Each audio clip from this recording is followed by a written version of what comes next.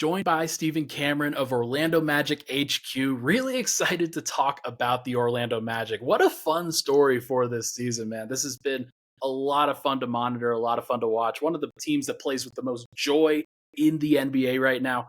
Is it as much fun on the ground?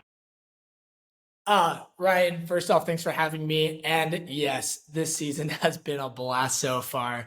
From watching it on television to covering the team to I even got to attend a game a couple weeks ago when I was visiting Orlando, and it's just the energy behind this team right now is just a blast, and it doesn't hurt that they're winning a lot of games at the moment. So yes, to answer your question, Ryan, it's a lot of fun. It's a lot of fun. I More mean, fun than we've had in a decade. no, that's the thing is like for any fan base, this is like for some fan bases, this is just like, hey, one of the stretches that they have every couple of years or so. For Yeah. the Orlando Magic, it has been so difficult to string together dominance, and that's just kind of not a word that's really in the ether ever since Dwight Howard kind of left. So it is super cool to be able to see this happen, and couldn't happen to a better fan base. 9 in a row before losing on a back to back in Brooklyn. Don't have to worry about that one. But the team is 14-6, fifth in net rating, 16th in offense, which is actually a surprisingly positive number given where the team has been at for a long time. But then third Very in much. defensive rating per cleaning the glass. It's been like which of those do you want to start with? Oh man, I mean you just have to kind of hit like defense. Like that is this team's calling card. They have Jalen Suggs, who at this rate should be considered for one of the all defensive teams. If the season stopped now, or if he continues this projection that he's having, he's easily an all defensive team player Right. with where he's at this moment.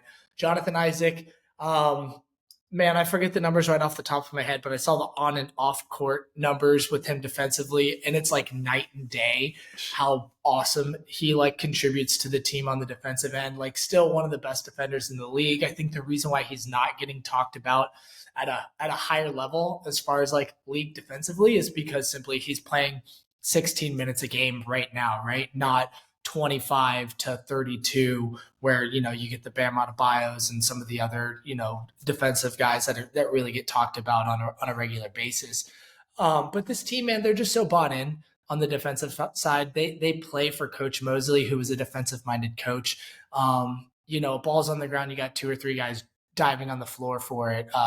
Jalen Suggs is like, I mean, he is anchoring a top three defense without two of our starters playing. Wendell Carter Jr. and Markelle Fultz are still out. Granted, they've been replaced by two guys that are also very good at defense, but you know, let's be real. They're third unit players right now, and they're anchoring a top three defense with Jalen Suggs. And I think that just is a testament to like how much buy-in, because I think a lot of what is making this team so successful on that end, Ryan, is the effort. There's not a Sure. single play that no one is not giving 100% on the defensive side, and it's a blast. They terrorize teams, and it's so fun. They have so much size and switchability too, which is really cool. It's awesome. We're a quarter of the way through the season, and we're talking about the Orlando Magic and what place in the playoffs they're going to have. I remember back before the season when we first had our talk, like we were wondering, hey, is the play-in, is that the right place for this team? Would that be the next step with their trajectory? You were a little bit more positive on that, like at that time, just saying, hey, we don't know what this team's going to do. They could certainly develop a little bit faster than we thought they could. And I think Jalen Suggs is actually a great place to start there. A player that folks didn't know how to really evaluate him. They didn't know how to really process whether he could be that main guard next to a duo like Paolo and Franz. And I think that he has stepped into that role, maybe not as much on the offensive side, but has just really dominated on the defensive side to a level that there's a reason why they've been able to survive without Wendell Carter and Markelle Fultz. It's Jalen Suggs, it's Jonathan Isaac, it's everybody kind of stepping up, and like I've just been really impressed with Jalen Suggs. Yeah, I mean he's been phenomenal. Obviously, I think a lot of the league didn't get to really have much of a cohesive thought around him because he's been injured, right? The last couple of seasons he's played, just a couple of games. Like rookie year 48 games, last year 53 games, and a lot of times those are like interrupted with playing 2 games, a handful of games here, then out for 2 weeks, another couple of games there, out for another stretch of time. And now that he had a healthy off season, was able to like keep his body and maintain his body ready for the NBA, and now he's staying healthy so far, a quarter of the way into the year. It's allowed him to just kind of like find his rhythm as a defensive player. And also it doesn't hurt that he's hitting 37% on his 3-point attempts right now. He's being a bit better with his selection offensively. And granted, still low attempts. I think it's like 4 or 5 attempts per game. It's not like high volume. I think probably closer to the 4 attempt per game there. But he's making 37% for them, and that's all you can ask for when it comes to someone standing next to Apollo and Franz. He admitted that he went back and watched a lot of film and did a lot of like self-evaluation on his play his first 2 years, and kind of like realized he had to make some serious changes in his games defensively, or mostly offensively, to be that dude. And it's paying off right now. He's making smarter passes. He's choosing when to score better. His outside shot is looking good. He's attacking the basket well, and doing a lot of he doesn't do a lot of like self creation shots, but he's doing like a lot of cleanup plays with tap ins, and making smart cuts and things like that. And his connectivity with the team as a playmaker is also improved. He's never going to be that like Chris Paul, Markelle Fultz style, like let's set up the offense, but Sure. this team doesn't really play that way anyways right now, where anyone can set up the offense, right? You have Paolo, Franz, Suggs, Anthony Black. All 4 of those guys can initiate offense, which is really great in that starting unit. And I'm just looking at the numbers here. It has gone even further past the starters because the bench has been so good. There's a Yes. lot of guys that you can point to on that bench unit, but Cole Anthony averaging 15 points and then nearly 4 assists off the bench has been super helpful. But I'm looking at Mo Wagner's numbers. Like 13 points in 19 minutes as the backup center is insane. I don't know how people they have not really fully appreciated that he's doing it in under 20 minutes a night, and his efficiency and his effectiveness has just been so good. What about that backup bench unit has really kind of stood out to you? It's actually a name you haven't even said yet. And Cole and Mo are phenomenal players, but I think a lot of the reasons they are so successful is because of someone named Joe Ingles. He is one of those players that kind of just brings everyone together and allows everyone to play the right way. He has the ball in his hands a lot as an initiator and as a distributor within the second unit. If you look at the pick and roll numbers between him and Mo Wagner, it's insane the connectivity they have there on the amount of times they connect within a pick and roll compared to Mo and the rest of the team when Ingles is initiating a pick and roll. It's just allows so much of.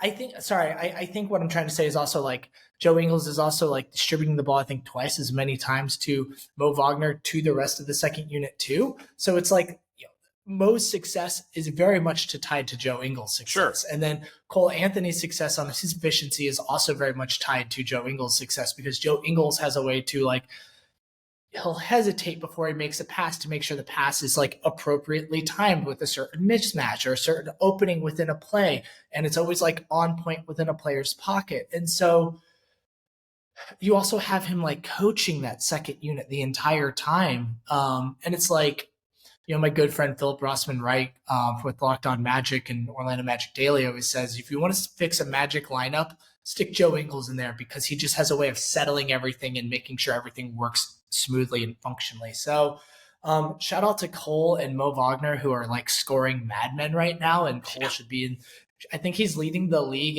in points off the bench, and should be considered for like sixth man of the year. But a lot of that success for that entire second unit is also led back to Joe Ingles. Well, it's a unit, and that's one of the most important things about that group is that the starters they've been fine. They haven't won their minutes a ton. It has been the bench a lot of times that has just pushed it over the top, and it's those like I've read a stat. I'm not going to get it exactly right, but after the first 6 minutes of the game, after the 6 minutes at the beginning of the third quarter, the Magic are one of the most dominant teams when you can mix and match those other lineups with a Joe Ingles, with a Mo Wagner, with a Cole Anthony, in with Paolo and Franz. And the other factor, I think, like in the most kind way possible, it's a team full of assholes. Like these guys, they get after it. They are very, very fun. They're feisty, and they also get under everybody's skin.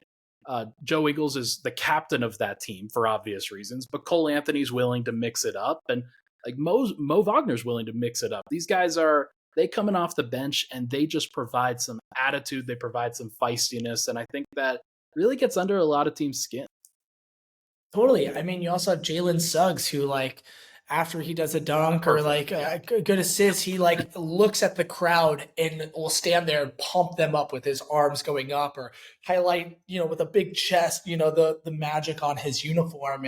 And I mean, he's creating energy so much. He's the heart and soul of this team energy wise. But yeah, then you have Mo and Joe just, a little bit of chippering on the floor, and they play with edge. Like the Magic used to be, I was one of them. I complained, man, this team has no edge. It's like Evan Fournier is the only one that like had attitude on the floor, and played with that kind of like edge and passion. And it's like, I don't have to say that complaint anymore. We got a team of dogs, and that play, whistle to whistle every single time. And to that testament, what you were mentioning about that stat, this was like a week or two ago that I saw it, but it was like, they broke down which team wins each quarter, and the Magic own the second quarter,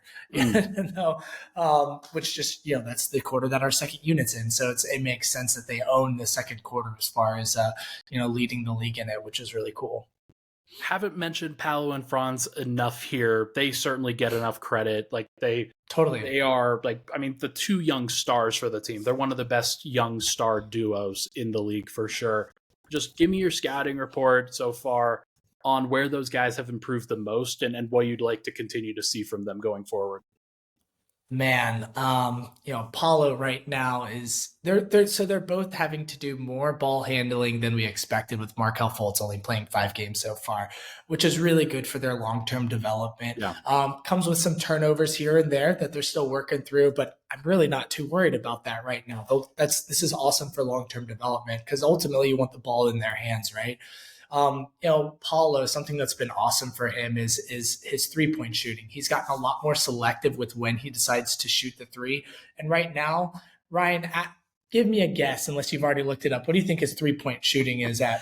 Unfortunately, this I'm season? Staring at it on my second screen right now, so I'll let the audience know. 44%, right? Pretty good. Granted, it's low volume, right? I think it's 3 to 4 attempts per game, but it's, he's making them, and that's what matters, right? That volume will increase eventually, and that will be great. It's also like the defensive assignment that he had with Team USA, like, don't suck on defense. You're here to play backup center, defend, and, do his offensive role that he was assigned to. That is translating to this year too, right? He's not going to be like a top defender in this league, but he is not a weak link by any means on this Magic roster, which is really cool, and was a question mark on him coming into the league in a bit last year too. Sure. I don't think anyone's nitpicking his defense anymore, which is cool. Franz, he's kind of had a weird start to the season. His shooting numbers have been a little bit off, but like, he's still a two-way monster. He's distributing the ball very well. He's attacking the basket extremely efficiently, like he normally does. And he had 3 30-point games in a row, during our homestand. So, which is a big deal. Like, I mean, we are still talking Orlando Magic basketball here. Like, it is a big deal for a guy like that to really stand out as a dominant scorer. And for what he has done in his third year, what Paolo's doing in his second year, like, it's just awesome to be able to see. Like, these guys they're going to be the future of the league. Ryan, I'm gonna say a word. All-star. Both of them. Okay. They're not going to be starters. They're not going to be starters. But if they keep at this consistency and stay a top 4 team in the East, how could the coaches not vote at least one of them in, if not both of them in? It would be a travesty to not have one of them in, especially if the team does keep up this pace. Now, I do think that's a question. It's a fair question. That, like, when you see a team that you don't usually expect be at the top of the standings, you wonder, okay, when's the other shoe going to drop? When's the adjustment going to happen? What does Orlando have to do then to maintain this level?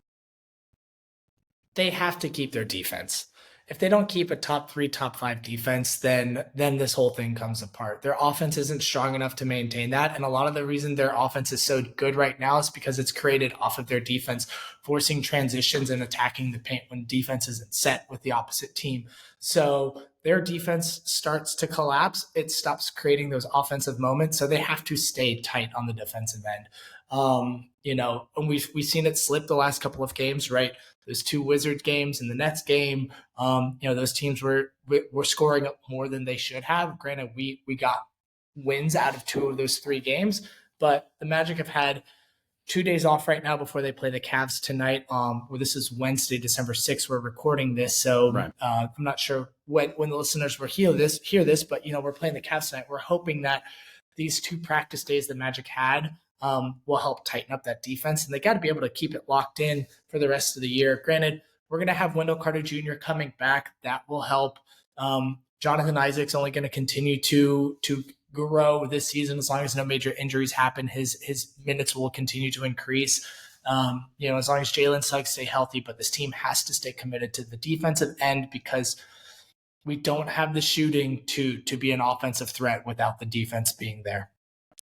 Shout out to Goga Batazzi, who we haven't mentioned, for filling a role. He's been really good. He's killing it. Really, really good, especially on the defensive end. Shout out to Anthony Black for stepping up as a starter. Even if it hasn't been perfect, he has filled a role to what they've needed. And then, like, everybody can take a bow for Orlando so far. It has been an awesome season to begin here, and I'm looking forward to seeing where they go. But he is Stephen Cameron of Orlando Magic HQ. Make sure to give him a follow over on all those platforms. I'll make sure to link them down in the description. Stephen, thank you so much for chatting, man. Really appreciate you. Ryan, thanks for having me. Until next time, let's go Magic.